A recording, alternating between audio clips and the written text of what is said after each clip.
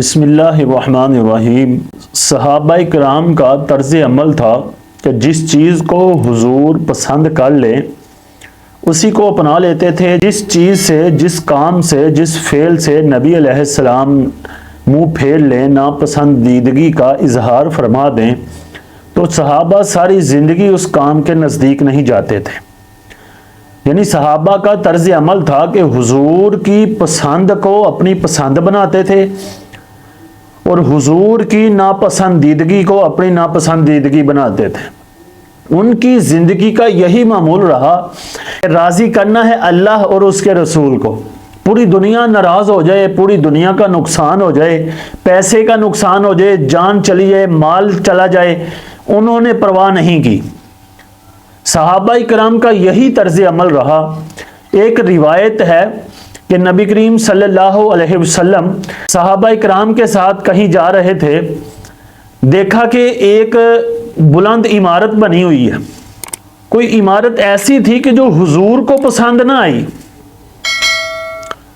جب حضور کو پسند نہ آئی، حضور واپس آئے تو وہ صحابی جس کا وہ مکان تھا وہ نبی علیہ السلام کے پاس آیا تو نبی علیہ السلام نے اس کی طرف نظر رحمت نہ فرمائی، اس کی طرف رخ انور نہ کیا۔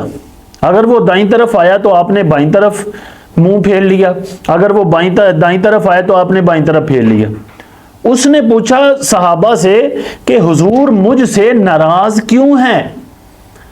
تو صحابہ نے بتایا کہ تمہارا جو مکان ہے اس کو دیکھ کر حضور نے ناراضگی کا اظہار فرمایا۔ یعنی صحابہ حضور کے چہرے سے پہچان لیتے تھے کہ حضور کو وہ چیز پسند ہے یا نہیں۔ حضور کو پسند ہے تو وہ قبول کر لیتے تھے یا رکھ لیتے تھے یا اس کو اپنا لیتے تھے، اگر حضور کو پسند نہیں اس کو ختم کر دیتے تھے۔ وہ صحابی رسول اٹھے، اس نے کہا کہ یہ تو کام ہی بہت غلط ہو گیا کہ میرے مکان کی وجہ سے میرا محبوب ناراض ہو جائے۔